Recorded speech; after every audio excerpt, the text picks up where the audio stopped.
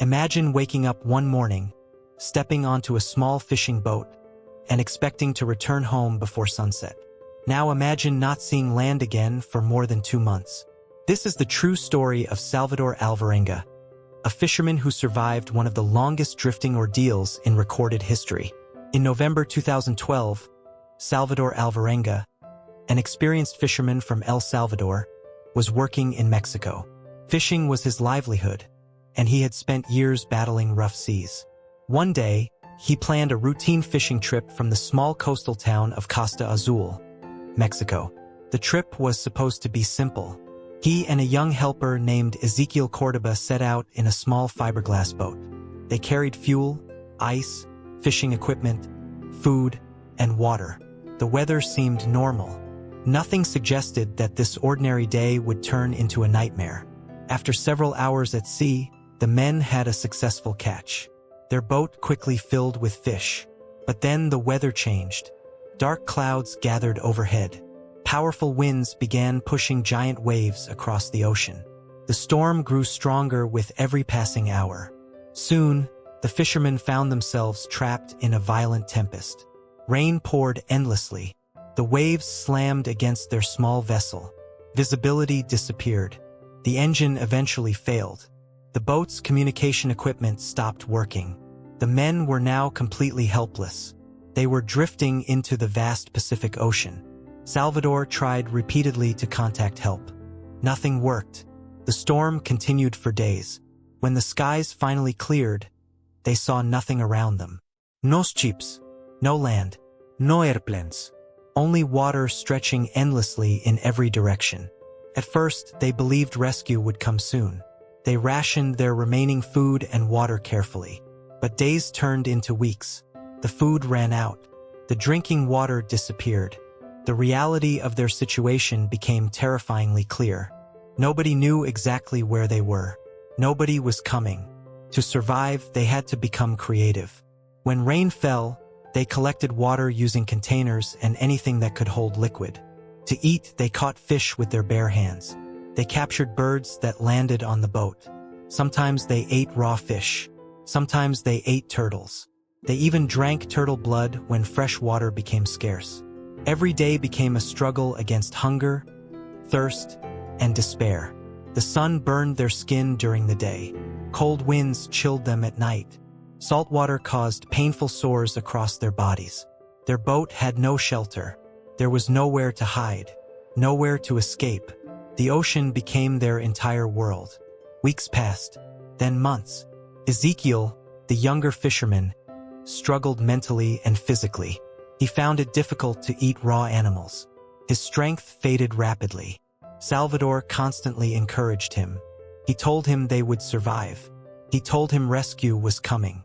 But eventually, Ezequiel became extremely weak. One day, after weeks of starvation and exhaustion, he died.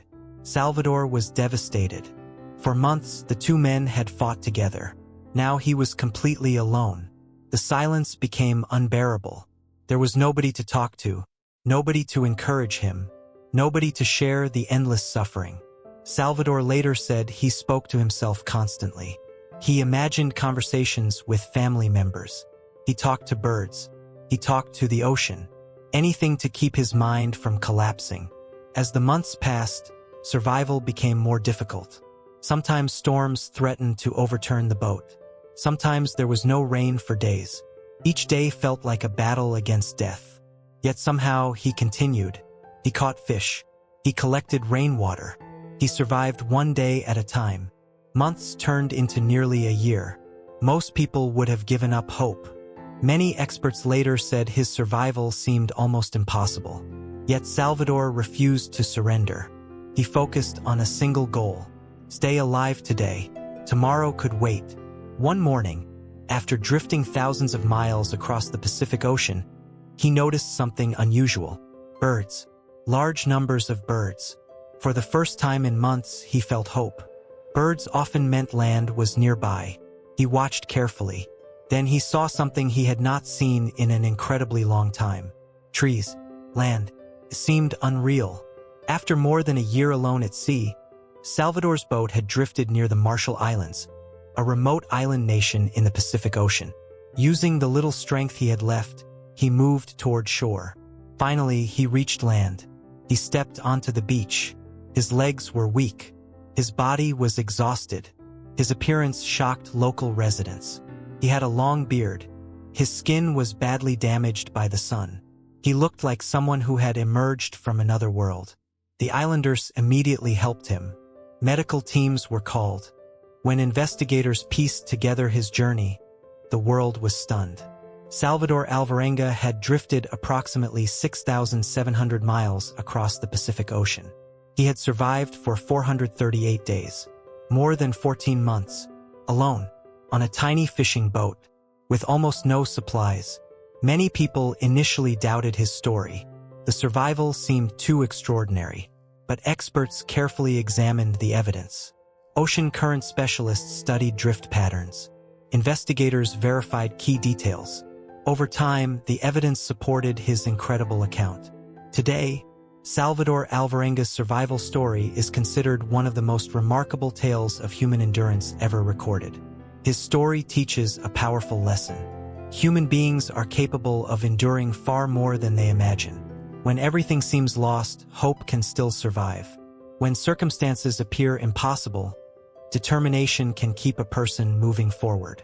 Most importantly, Salvador's story reminds us that survival often happens one small step at a time.